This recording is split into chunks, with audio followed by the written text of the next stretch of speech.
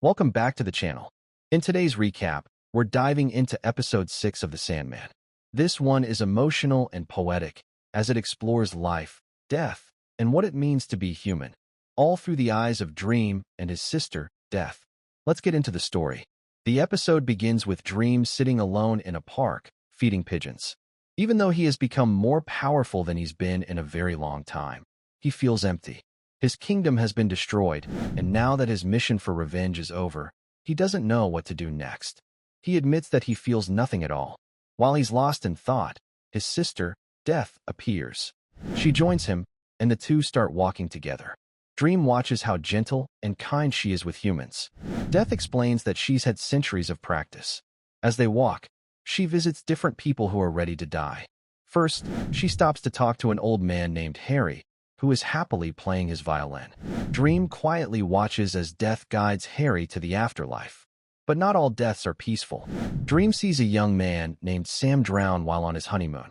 Then there's also a heartbreaking scene where Death visits a baby in its crib. These moments show how death can be both kind and tragic.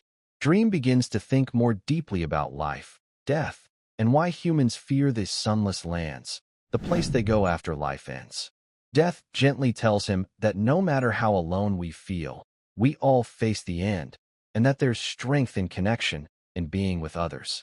Dream admits that he had lost his purpose. But now, after spending time with Death, he begins to understand that his role is important too. Being there for people, even in dreams, matters more than he realized. As they return to the park where they started, Death and Dream say their goodbyes. It's a quiet but powerful moment between siblings.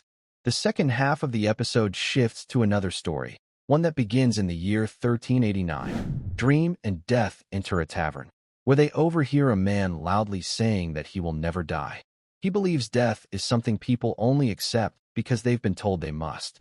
Dream finds his words foolish, but Death sees something curious. As part of a playful wager, she gives this man, Hob Gadling, exactly what he wants, the chance to live forever.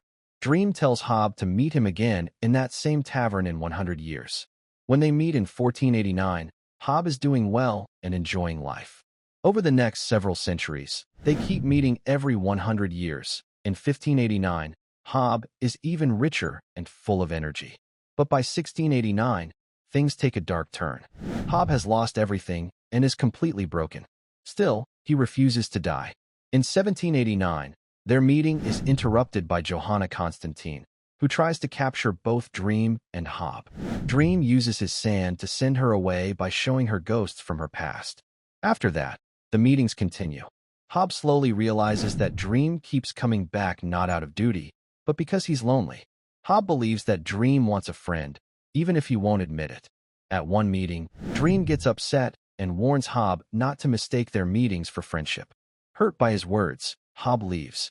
But every 100 years, he still shows up, just in case Dream changes his mind. Their last planned meeting was in 1989, but Dream never came. That was the year he was imprisoned. Now that Dream is free, he goes to where the old tavern once stood. It's been torn down and turned into flats. But nearby, a new pub has opened in its place. Dream walks in, and there he finds Hob, still waiting. Hob is surprised but happy. Dream smiles and says he's sorry for being late. Meanwhile, Desire, Dream's sibling, is secretly plotting. They have their own plans and may be preparing to trap Dream. That's the end of episode 6.